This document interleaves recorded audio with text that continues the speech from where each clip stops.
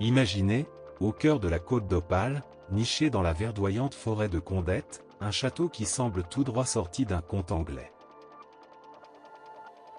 Aujourd'hui, visite du château de Ardelot, tout près de Boulogne, sur la côte d'Opale. C'est un château des origines du XIIe siècle, mais qui a été reconstruit au XIXe dans un style néo-gothique. Bienvenue au château d'Ardelot, joyau inattendu du Pas-de-Calais, symbole vivant de l'entente cordiale entre la France et l'Angleterre.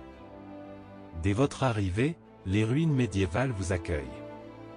Les premiers remparts datent du XIIIe siècle, élevés par Philippe Urpel, comte de Boulogne. Ce château fortifié, avec ses 10 tours, a connu sièges, batailles et pillages. En 1615, il est assiégé sur ordre de Marie de Médicis et laissé en ruine. Mais c'est au XIXe siècle que naît sa véritable magie.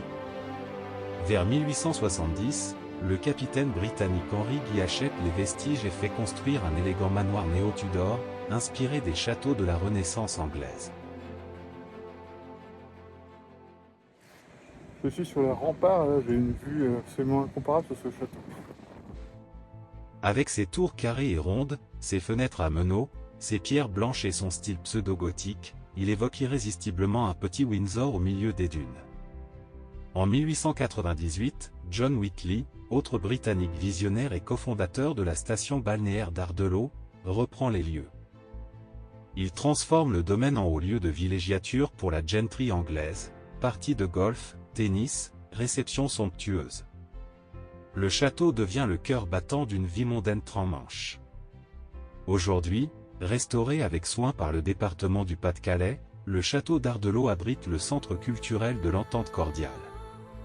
À l'intérieur, plus de 500 objets et œuvres d'art issus du Louvre retracent 7 siècles de relations franco-britanniques, de Guillaume le Conquérant à la Seconde Guerre mondiale, en passant par Dickens, Shakespeare et les alliances des deux nations. Chaque salle raconte une histoire, carrelage inspiré du Parlement britannique, pipe de Charles Dickens, souvenirs de bataille. Les jardins paysagers sont un enchantement. Mélange harmonieux d'art français et anglais, ils offrent pelouses fleuries, potagers bio, mares pédagogiques et une biodiversité exceptionnelle.